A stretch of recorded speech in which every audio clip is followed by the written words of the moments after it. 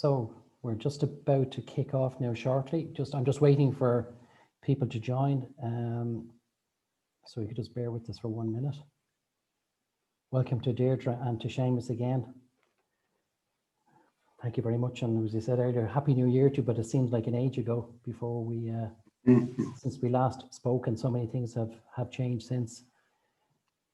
And we'll just give another. Indeed.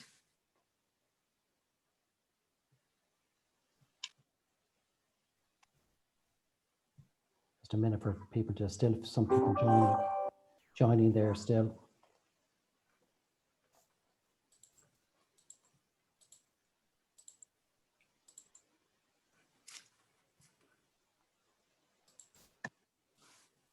So I see, Seamus, you were at the ports anyway on the 1st of January, I think, were you?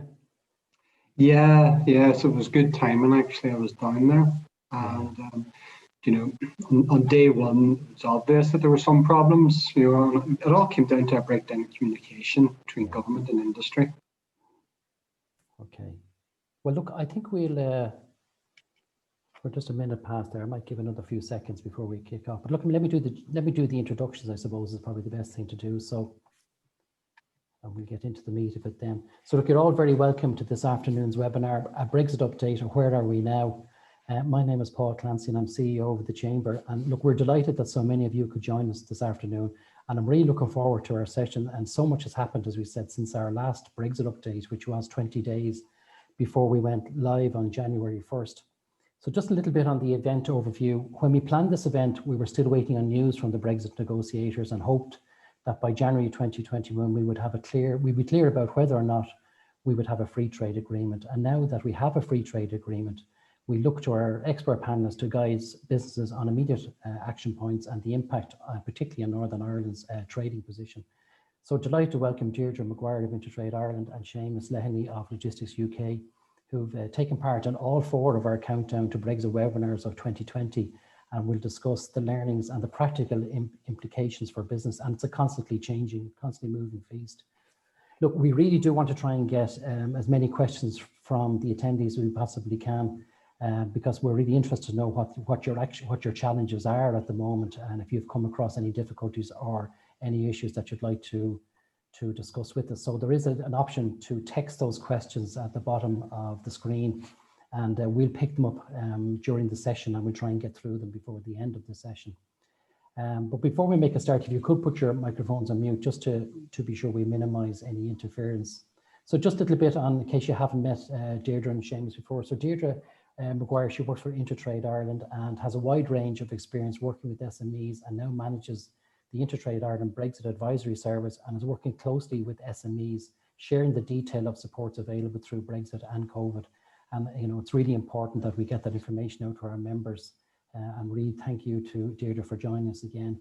And Seamus Leahy as well from Logistics UK. I guess when Seamus, decided to take up a role like this, he never thought it'd be as glamorous as it is at the moment. But Seamus is the policy manager for Logistics UK in Northern Ireland, representing the interests of business involved in all elements of logistics, supply chains and transport. And Seamus' work involves regular engagement with national and local government on a wide range of policy matters, ranging from Brexit, compliance, sustainable transport and infrastructure. So, just putting it back on the screen here. So look, thank you so much, Deirdre and Seamus. So Deirdre, I suppose from an Intertrade, if I could start with you from an Intertrade an Intertrade Ireland perspective, how are you finding things since January 1st? So just, I suppose, Paul, it's kind of like Brexit has started back to the beginning. And I know obviously Seamus will have a very different probably experience of us. So as a support body, we had expected to be inundated with queries, etc., etc. And we are busy. We've had a lot of voucher requests for support, and I'll let you know what they're being used for at the moment. And we're having questions which are starting to almost snowball in. Okay, as a body, we are continually just focusing on our supports and the sort of strategic view that we took before the agreement and after. So that is to continually keep focused on the things that are now changed, and to keep an eye on over time the things that will unravel. So again, while it's still for us thinking about, you know, the supply chain mapping, the impact for businesses in trade and goods and the impact for businesses in trade and services, and also on people. And that's where we're at. We're updating our digital content to reflect that, and very slowly working through the trade and cooperation agreement to see kind of where the biggest changes are and where are the ones we need to watch for, wait for, and start to inform businesses about. So we're kind of, I suppose, on the journey with the business. And what I could say to you is what we're seeing is the common questions coming in are about, it's mainly about trade from GB to NI. There's a lot about transit, you know, customs, software, trader support service, rules of origin questions, and we're getting in questions on VAT as well. And Deirdre, just in terms of those questions that are coming in, are you able to manage those in Intertrade on how best should people contact them? Can they deal with individual business questions? You know, I know there are general very things. difficult. Yeah, it's very difficult, Paul, to deal, especially if you take, for example, VAT, because you know, business to business, business to consumer, where you're based, what your business trading is, how many countries you trade with. Every business has a different story. So what we have to do really is a very broad, almost, you know, here's the signpost and here's the guidance. And what we started to do is work on that from a almost, where are you based, where's your trade flow, and what's your question on, and we're building our digital content on that. So for example, with VAT, we're actually in the process of updating it during the week now coming, but we have a section on the website which is the trade flows. So if you're based in Northern Ireland and you're trading cross border, if you're based in Ireland, vice versa, if you're trading with GB, almost every trade flow will have almost like a signposting for depending on which area of VAT you need advice on. So that's where we're at the moment. We're working on signposting first, and as we get the common questions in, we'll build on our FAQs and all of those kind of things as well. So look, if any people watching today would like to put some questions on the bottom of the icon there, we can try and work through those as well, Deirdre, during the session. But overall then, do you expect things to increase in terms of questions to Intertrade going forward? Do you think there's a bit of a lull here at the minute, quite before the storm? I do. I think, and I would love to know from any businesses who are on the call here today, because you have two aspects. But if you just look at the trade in goods, and I know the hauliers have had a really difficult time, and it's not, you know, it's just beginning. But you know, so for a business, they will have obviously an obligation to give the information to the haulier, and also to have mapped their supply chain and know their data and know their product journey. And for any business that is trading with GB and buying in produce from other parts of the world as well and selling out, you know, I would expect, especially when rules of origin comes into play and SPS checks, they are coming, that we're going to see more questions and more businesses saying, oh, do you know what? I don't know. I didn't realize I got my product from here, and I didn't realize that 50% of it was from Canada and 50% of it was from the UK. And how do I know if I need to say it's going to be payable for tariffs or not? Is it at risk? Is it not at risk? What scheme should I use?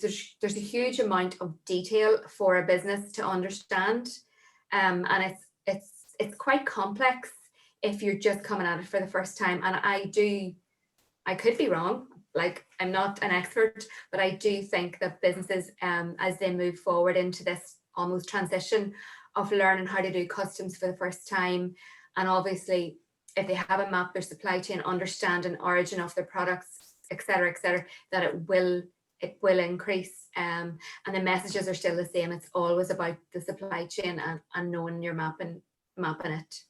Okay, thanks Deirdre for that. I'll come back to you shortly now, but maybe Seamus will come on to you, because I know you've been highly visible, and commend you on your work that you've been doing. It's really been great, because it's steadying the ship and taking some of the panic that has been out there as well in terms of the general public, and getting some messaging out there of the reality. But how have you found things? I know you were on the ports on the 1st of Jan, you were down at the docks and you were looking at trucks coming in, and how do you find things day one, and how things have things improved, and where do you see the blockages and the challenges ahead for our members? I think, Paul, thanks for that. I think as well, yeah, the first week was pretty rough here. It was a bit like, I think it was the first day at school, but not only was it the first day of school for the students, it was the first day at school for the teachers, it was the first day the school opened, and it was just everything. It's been a learning experience, and I think kind of Deirdre hit on it there. This is the transition period. Last year, 2020, was billed as the year of the transition, but it wasn't really, because negotiations really went to the wire and guidance went to the wire. And we've really we're on day 19 of this new relationship, and really it's been learning on the job for a lot of businesses. On day one, really, the problems came to the fore, I think, on January 1st when I was down at the port. I went down, obviously, just to do something with BBC and something, but then I hung around just to see the trucks coming off and to find out what the issues were. And what it was, we had lorry loads of food arriving into Belfast Port. And the guidance that importers thought that a form called a STAMNI form, was sufficient. And what that means, basically, it's a form that when you're exempt from an export health certificate, which is this grace period we have, importers thought that was sufficient. But they didn't realise that you still had to do a pre-notification arrival to DERA officials via an IT system called Traces. So no one was doing that. So we had all these lorries coming off the ferry and straight away being instructed to go to the BCP, the Border Control Post, and they weren't allowed to leave until a retrospective entry was done. So on New Year's Day, I was dealing with logistics companies who were on the phone to directors and major producers here in Northern Ireland trying to sort this out, because the goods weren't going to get to the factory otherwise. And that came down, I think it was just because of the rush nature of this, businesses just didn't have the clear, definitive guidance that they wanted. And since then, basically, it's been learned on the job. There was a lot of panic in the first week of industry. A lot of people were thinking, oh God, we can't cope. We're overwhelmed. And I think a lot of people got to grips with it, but equally, there's still a lot of businesses out there feel overwhelmed by the administration of it. And we're in a situation right now where there's some haulage companies here, not all of them, but some of them are currently recruiting for admin staff, while at the same time putting drivers on furlough. So that kind of tells you where the work is. The volume of work on the road isn't there, but the level of admin to keep what's moving going has increased. So that's a bit of an obstacle for some people. There are operators out there who it's working fine for them. There is obviously the red tape and the admin, but they're making it work and they're keeping the head down and they're keeping the goods moving. But I think there's a lot of operators out there, specifically those involved in the movement of food products, plant and animal origin, who have a lot of work to do to try and keep things moving, and specifically in the area of groupage. So groupage in food is where if I send a lorry to England, and let's say it goes to 5 different collection points and lift a pallet of cheese here and a pallet of chicken there, those services are more or less suspended at the moment, because it's impossible to comply with the regulations by doing groupage on food, because they need to seal the trailer, etc. So we've been working for the last 2 weeks on a solution with DERA and some operators to get around this. And thankfully, I think the first trial of that system's taken place today. So we're getting there, Paul, really. There's gradual, but it's really hard graft. Yes, and I remember, I know I was on a separate call with you about that groupage solution, and it looks like it's going to take some time to bed that in, even when it is agreed. I think you've agreed it at this stage, isn't it? I think it's agreed, the process you're going to do. It's more now just making sure and building a trust that it's working, I think, is what you were saying from a groupage point of view, because that seemed to be a huge issue in the first week or two of January.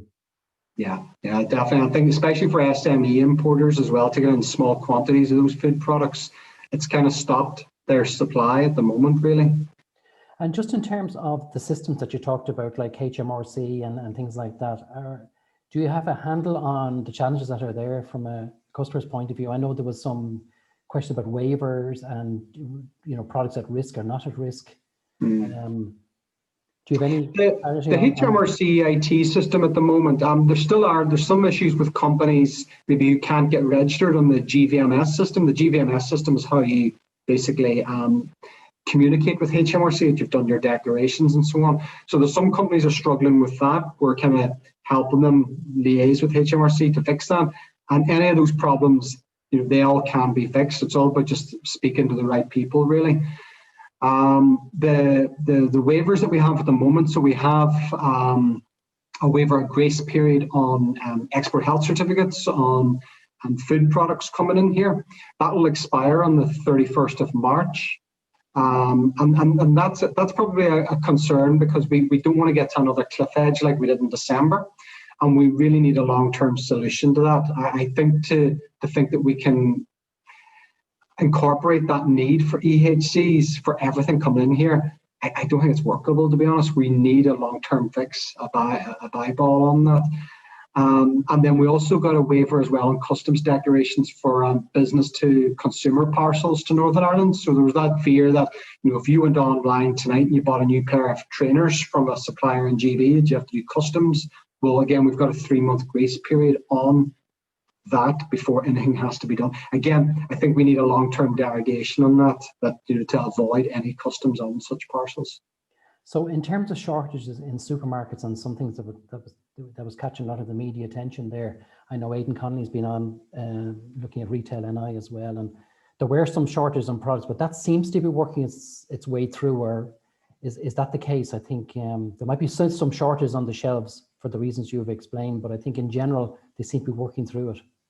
I think, yeah, they tend to be working. You know, I would talk to the logistics operators who are moving the retailers' goods in here, and they're getting the volumes through, where they're saying they're getting volumes through, but it's more a choice rather than a shortage issue. So it might be that you have less choice of a certain commodity, but the commodity's there in other labels or other forms. And some of that, it's equally, some of it is obviously down to these new rules and regulations. I think a lot of suppliers in GB were caught on the hop with this. And not just small, I'm talking like large blue chip multinational companies who on week 1 of this, hauliers were going in to collect food products to bring to Northern Ireland. And when they were asked for, you know, what's the MRN reference number, you get this kind of stunned, like, you know, deer in headlights look. What are you talking about? Because I think a couple of things. I think a lot of businesses in GB thought, because of the late nature of the agreement between the EU and the UK on Christmas Eve, and then these grace periods, they thought that they didn't have to do anything with regards to Northern Ireland. And I think the fact as well, the government maybe have downplayed the formalities on trade between GB and Northern Ireland, that it just went over the head of a lot of businesses. So the result is businesses in GB have had to take a step back and reevaluate, how do we get goods to Northern Ireland, because they simply weren't ready. Yeah, and it seems that it definitely the GB to NI as opposed to the NI to GB, because I did speak to some of our members, and certainly a lot of them would have stockpiled, I guess. You know, they knew there was going to be some disruption, more than likely. And from NI to GB seems to be fine. Is that your experience as well? That seems to be, I know there was some issue maybe with trucks and availability of trucks because they were tied up in GB and they couldn't get home. Yeah, so that everything's been leaving here going okay. The only obstacle to goods leaving here is Dublin Port. A lot of people are bypassing Dublin now, they're not using it, so they're leaving Belfast and Larne, because Dublin's very problematic at the moment with Irish Revenue, with the systems in place there. They're really they're applying the letter of the law with that. There's no flexibility at all. But yeah, you're right, everything leaving here is pretty much NI produce is getting on the shelves and the factory floors of GB. But coming back, because of those reasons I outlined beforehand, is that lorries are leaving here no problem at all. But they're finding that a percentage of them can't get laden loads back to Northern Ireland because the same volumes aren't there. So we've got operators at the moment are sending lorry loads of goods to GB, and then they're having to ship a percentage of them back empty, which is the golden rule. If you want to try and make money at haulage, you don't move lorries empty, because you're literally, you know, the money's been burnt into thin air on that. And the problem with that in the long term, Paul, why we need to fix this is that hauliers, the rule of thumb is that your revenue is based on a round trip. So you make 40% NI to GB and then 60% on the way back. So anyone's ever got rates for haulage, you'll always know it's always a little bit more expensive to get something from London than to go there. If this doesn't change anytime soon, you're going to have an awkward situation where some hauliers are going to have to speak to exporters in Northern Ireland saying, we're going to have to look about increases on your export rates now to GB, because they're having to, you know, consolidate these empty loads coming back. Okay. But look, I mean, the other side of this, I think, and it has been very challenging for a lot of businesses, is really what opportunities can we take now? I heard one person describing it from a Northern Ireland perspective, that we have 500 million, we'll say, within the European context of people, and we have 65 or 70 million GB. So we have a huge market of 570 million people, if you look at it through a different set of eyes, and that there is opportunity there as well to access those markets unfettered from a Northern Ireland perspective. And I think once I think we can get through the initial challenges that we've had, which naturally are going to happen, as I say, and I never looked at it before like that, Seamus, when you call it, we're actually in the transition period now. When you think we're learning as we go now, that it's going to take some months to get through that. But at the other side of it is to look at the opportunities there. And where do you see the opportunities? How do you see that manifesting itself, say, in the short to medium term? And what could business be thinking about now? What do you think? Already, I know of one business already that makes products here in Northern Ireland, and they got 10% of their raw materials from GB. Because of the problems with getting the goods from GB to Northern Ireland, they've now struck up a partnership with a company in France, and they're bringing in similar products, if not better, directly into Northern Ireland now, and bypassing all those customs formalities and SPS controls on food. So you might see more direct relationships begin between companies based in Northern Ireland and on the continent, and indeed maybe in Republic as well. And we're certainly seeing, it's in the news nearly every day with the growth in Rosslare Port.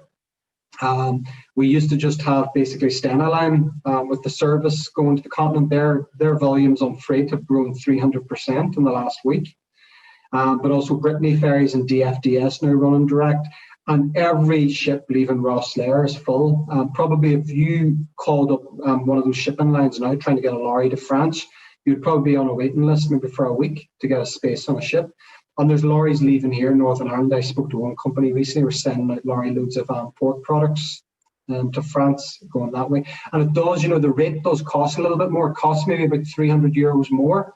And it takes a little bit longer to ship direct than going via the land bridge. But I think at the moment, a lot of companies just want that reliability. They're okay with, we'll pay a little bit more. We'll also live with maybe our goods getting in 5 or 6 hours later than normal into our customer on the continent. But at least we know it's going to get there when we think it will, because at the moment they're afraid of loads getting stuck in Kent with all the problems there. I think inevitably some traffic will migrate back to the land bridge when things settle and then Dover Calais finds its rhythm as well. But I definitely think those long-term connections with the continent direct will probably, a lot of them will be here to stay as well. Okay. And Deirdre, just coming back to yourself there, in terms of, say, any of the financial supports, or are there any particular webinars that are Intertrade Ireland are planning to run or are running that members could access? Yeah, so what we're doing at the minute, Paul, is kind of, we are, I guess we're taking stock. We have been attending the Department for the Economy's webinars, which I know a lot of businesses are on at the moment. Yes, yeah. And they've had some really good ones about the at-risk products and that. And also Invest and I are doing a number of sessions now coming up well, actually next week they're starting their EU exit strategy. So we're focusing at the moment on our digital content, because that's where we see where most of this is going to happen. A lot of the reliance is going to be. We do have voucher support as well. So there's still £2,000 worth of voucher support for businesses. And if a business has applied in the past and they need to come in and get a refresh on something they've already had old advice on, we're also open to seeing them coming back in. We might not get the full allocation of the 2,000, but we certainly look at it and say, right, well, you know what, you absolutely do need a refresh. So that's really where we're focusing on.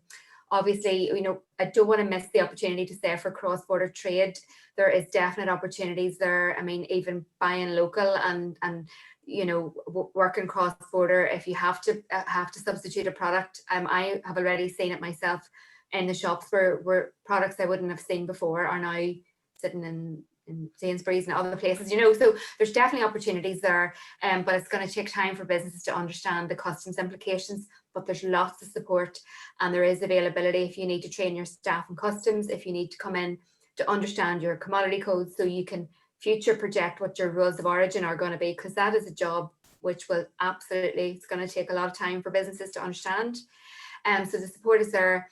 Also, I mean, I think we've covered goods, but I think it would be important for me to also mention within the Trade and Cooperation Agreement that there were some things that were covered in it and some things that just completely weren't. So, financial services, again, we're waiting to see. Passporting is gone, but there may be changes, but again, these things will be worked through. GDPR for data adequacy, again, there's agreement there down the line that they'll get some kind of a mutual adequacy. But the advice for that is get your contracts ready anyway. Be aware that the potential for that is still on the table. It's not off. Potential for change in that one. People, the common travel area is there for cross-border traders, but the EU settlement scheme closes in June of this year. So if you have any EEA nationals working in your business, they absolutely need to register. Immigration policies coming into play. You know, and then back to the trade and goods. We've had lots of questions about the trader support service and, you know, what kind of advice would be given. So we'll be given advice with vouchers through a dedicated service provider who will take the time to go in and sit with the business.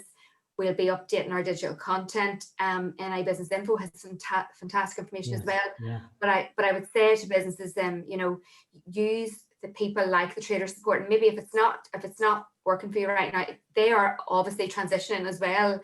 And they're looking at transit. I know I spoke to a client today who is putting a business through their first transit procedure, and the trader support's looking after that. So we'll watch this space for all of those things.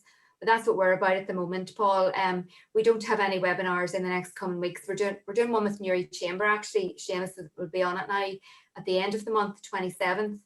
And then once we get a little bit more of a footing as to where the land is lying, we'll come out on that as well. But I expect it to be rules of origin and kind of SPS checks is where I think it's probably gonna need a lot of support. Is there an access to a customs, what do you call them, customs specialists who could help businesses with this? Yeah, we do have a lot of customs providers. Yes, we do.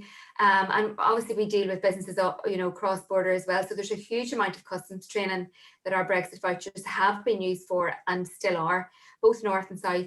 And that is taking your staff in your business. If you need to train your staff, it can be used for that.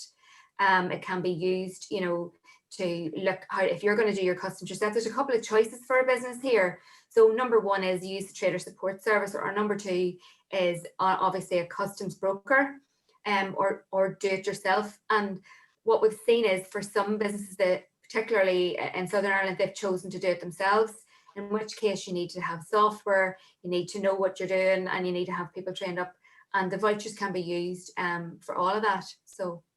And Yeah. just for my own clarity, I think if you are bringing a product in from GB, you have to prove the rules of origin as opposed to the person sending it. Am I right on that? Right. So, from a HMRC point of view, that you need to get proof of documentation in your contract that this is where this product actually comes from before you purchase it. So you need to be careful about what you're buying in and where it comes from. And you could have ongoing.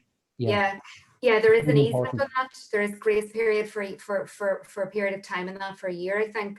And again, we'll be working through all that detail. So from a rules of origin perspective, you have an importer's responsibility, and it depends on who's exporting as well. And there are two things, supplier's declaration and I can't remember the word for it. I can pull it up here if you want. There are two things that you need for the rules of origin. Okay, and there is time for that. There's time to actually till the 31st of December, you have time to understand what you need. So how to claim the preferential rates of duty. So supplier's declaration is the one that you need to do retrospectively. And that would be your supplier saying to you, yep, I can sign off to say, I bought this product. This is a UK product. Okay. And you do have time. So that's another thing that we will be doing. We'll be going out to businesses and saying, this is what you need to do to get ready for this. And these are the steps. It's still early days. There's no point in me saying I know everything about it, because I'm not totally there yet. But I do know it's a space we're very heavily involved in. We ourselves will be training on it over the coming weeks as well. But as you're going forward as a business, the best piece of advice I could give to you is to know your commodity code, because that's the chapter, that is the first digits. And in the trade and cooperation agreement, every product is under a chapter, and every product has a different rule of origin, and every product will have a different processing requirement depending on where it's made and where it's bought from. And that's how you will prove the origin of the product, and that's how you would be able to say, well, my supplier's declaration is correct, and you will be putting it on your invoice. And it's definitely something, Paul, I think we could look at for the future, maybe doing a session on when we get up to speed on it. So that's great. Yeah. Thanks very much. I have a couple of questions coming in there now. For Deirdre, is there any chance to the VAT rules regarding, or any change to the VAT rules regarding providing services to EU/ROI? I believe digital services has slightly changed. Again, I'm happy enough to follow up with a more detailed response to that. With e-commerce, I think the MOSS that has gone, and you may need to register in the country that you are obviously trading with. So I can provide some information, Paul, if you want to send it out to all the members. Well, that'd be brilliant. Yeah, I'll do that. We'll do that. And one from Andrew there. Has the panel any knowledge or view on the steel tariff quota issues UK to NI that was brought to the attention last week? I know there was questions about 25% tariffs on steel coming in. I know Stephen Kelly, sorry, was talking about from manufacturing NI. Seamus, do you have any? Yeah, the latest update I have on that is that it should be resolved, but it's not over the line yet. But the way that they're looking at it here, I have the wording. Basically, what the EU and the UK are saying, that if you land steel, if it's landed in the EU, so whether it goes into Rotterdam or Dublin, well, then you can move it to Northern Ireland under transit, and then that's in under the quota and avoid any tariff. If you can't land your steel in the EU for various technical reasons, such as you take it in via Belfast Harbour or somewhere like that, then you will avoid the penalty tariff, as it will come in via the UK quota. So they seem to be very close to over the line on it, but we'll wait until I see it in writing. Right. Okay. Good stuff. Good advice there. Thanks for that. I had another question that came in advance of the session today. Here it is. Yeah. It was from Cross Concrete Flooring. We export pre-stressed concrete flooring to mainland England and install it. I have been assessing the TSS website with regard to any new regulations or paperwork that we may need. So far, it seems not. Can you confirm if this is the case? We use a haulier to transport. So it's going from NI to GB, concrete products really. And the question is, nothing there, Paul. No formalities, thankfully, for Cross to do that. If they were coming from Donegal, yes. But from Northern Ireland, there's nothing. It's only at the moment, it's only goods under duty suspension, alcohol, or hazardous chemicals or certain gases. You need to do a declaration. Okay, well that's good news. And I know that you mentioned there about Invest NI. I know they're having some slots as well, and there's support there as well for people. So we'll put the links on that to our members as well, along with your own ones. Was there anything else then, Seamus, just from your, what would your advice be now to businesses like around the Northwest here? What should they be thinking about now in preparation for, I suppose, an increase in business? Being on top of the transit, I think Deirdre kind of touched on it there a wee while ago, mentioned about transit. We do have guidance. Irish Revenue and Customs give us really good guidance on moving a load, let's say from Donegal to Glasgow via Northern Ireland. So we know how that works now and how to do it. There's a lot of confusion on bringing goods the other direction. So I lift something in Glasgow and I'm delivering it across to Bridgend in Donegal. How do you do that? And right now, there's no formal guidance out there. Now, the Trader Support Service have just told me probably about an hour and a half ago that they now have a facilitation in place for this. And I'm just waiting for the guidance about how you do that. Because I do have a fear that there's some stuff moving that way at the moment that isn't going through the normal processes, and there could be problems down the line for those people. That, and the other thing I would say as well is the supplementary data. So for the starting on the 4th of February, some people are going to have to start giving supplementary information to TSS, whoever's doing their customs. It's just making sure you have all that information to hand, that you don't let it overwhelm you again and build up. And just in terms of TSS and their capacity to deal with all the queries, are they managing? Do you know what's the it's got a lot better. Fair dues to them. First week I was getting lots of, there was some negativity coming in, some good stuff, but there was definitely a lot more negativity. The feedback now is pretty good, actually. I spoke to one company today who's putting 100 transactions through them a day with no problem. So I think it's, you won't encounter any problems if you have the right data in the right format at the right time. It's plain sailing. I think it's just where it is, where some people using TSS don't have everything they needed at the right time in front of them, and that's where we have problems. And just in donation, The word was that the Northern Ireland businesses were probably better prepared than GB businesses. Do you feel GB businesses now are beginning to ramp up and they're really getting their head around? And I was surprised actually that a lot of the blue chip companies weren't prepared. I guess they have begun to get their act together now as well. Yeah. We had one large blue chip producer, like a household name. I think on week one haulier went in to collect a load from them, and there was 15 lorry loads of their produce to come here. And they just weren't aware of it at all. Now, thankfully, the product they were shipping here was actually, that stuff due to leave the first week of January is asked for sale in April, because there's a lead time and stockpile of their produce. But it just shows you, no company was immune to this. Okay, so we don't have to evoke Article 16 just yet, you reckon? No, I think let's work through it first and let's see how we get on. But it is clear though that we do need to make the transactions easier from GB into an eye from a paperwork point of view and that. And just in terms of the committee that's working, the joint committee, do you feel there's a willingness to really make that work? Or where does that responsibility lie now to get that paperwork maybe more automated or eased, or what do you feel? Is there a willingness on both parties to make this? Well, there's definitely there's the way to automate a lot of it. So the Trader Support Service, they've received £155 million to streamline and introduce new software and IT solutions over the next year and a half. So we've got that. I think obviously where the UK can make unilateral decisions to ease the burden, that we're pressing them for that, and I think it doesn't contradict the protocol.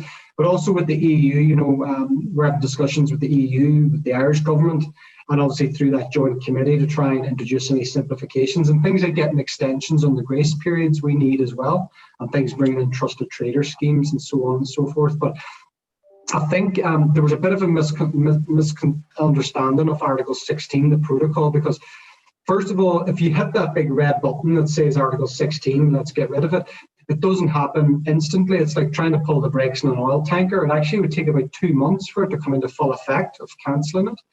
And then it's only meant to be a temporary process. So what happens is that you stop implementing the protocol, but then immediately the EU and the UK have to sit around a table and come up with a new means to avoid the hard border in Ireland and protect trade east-west. But during that period of time, Clause 2 of Article 16 means that the EU have to take reciprocal measures. So that would automatically mean that all goods coming to Northern Ireland from GB are deemed at risk. So you would inflict a trade barrier on flow of goods north-south then. So those companies that say we need to ease the burden of getting our product from GB, Northern Ireland, will then actually be facing new obstacles. So you're jumping from the frying pan into the fire as such. So really, look, let's get easements on it. Let's try and make it as efficient as we possibly can. Use the Trader Support Services. That's what they're there for. And, in time, we'll get that product choice probably back in the shelves again. And I know that Aidan Connolly has mentioned about cost, the consumer cost. I mean, who's absorbing all these costs at the moment? Is it the hauliers? Is it the supermarkets? Who or is it the end customer? Who's going to? There was effort for initially a lot of hauliers were absorbing the additional costs on empty running and so on, but more of them have had to sit around the table with some of their big clients and say, listen, we need to look at these rates again, and we need some type of, if you want this equipment back, because let's say, a lot of our agri-food sector relies on refrigerated transport, and there's only so much of that type of equipment here. So there's been some cases where some companies are compensating their hauliers for getting empty equipment back in time for them. Okay. But that's not sustainable in the long term, Paul. No, it's not. No. Look, I really found really interesting. I'm just looking there any more questions here. No, I don't have any others in the chat box there. Not unless somebody'd like to send one in there now before we wrap up. But Deirdre, any final comments from yourself there in terms of what members should do next? I think just keep interested, keep watching, because we have easements and the dates eventually will run out. And the other thing is as well, obviously don't lose focus, because the UK government are updating their information, daily. It's happening so rapidly, and change is happening very rapidly. And this is going to take time to get through, but once you get through it and put the work in as a business, it'll be, you can look forward to the future then and take advantage of the opportunities. So advice is keep focused, it's all the things before. Map your supply chain, know your supply chain, understand your commodity codes, and just be aware of any implications for any changes in your regulation, your label, your licensing, because they're all there and they're all changing.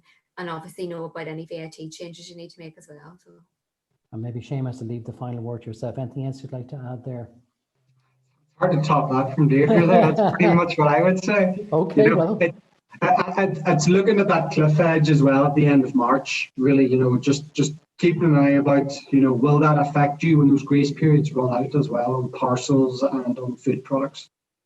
Okay, thanks a million for that, Seamus. Look, I'd just like to thank you for your participation today, and Deirdre and Seamus for their advice and support during these challenging times. And if there aren't any further questions that people might like ask, just send them in to us and we'll endeavour to get them back to you and the information that you need. And obviously we greatly appreciate our members' support to the Chamber, and hopefully today was really useful information for our members as well. And Deirdre and Seamus, thanks a million again for your support, and we'll put something else in the diary maybe a little bit further down. When would you suggest would be a good time to touch base again, I suppose, in terms maybe something pending changes in terms of paperwork requirement, etc. Maybe mid-Feb? Yeah, mid to late Feb, we might have more clarity about where we're going to be maybe from the 1st of April onwards by then. Okay, well look, we'll keep our eyes and we'll be in touch. And there's a thank you coming in there from Dawn saying thanks very much, Deirdre and Shane. Very interesting practical session, and thank you for your information, and many thanks. So look, have a great evening, and thanks again, guys. Take care. Thank you. Bye-bye. Bye. Bye.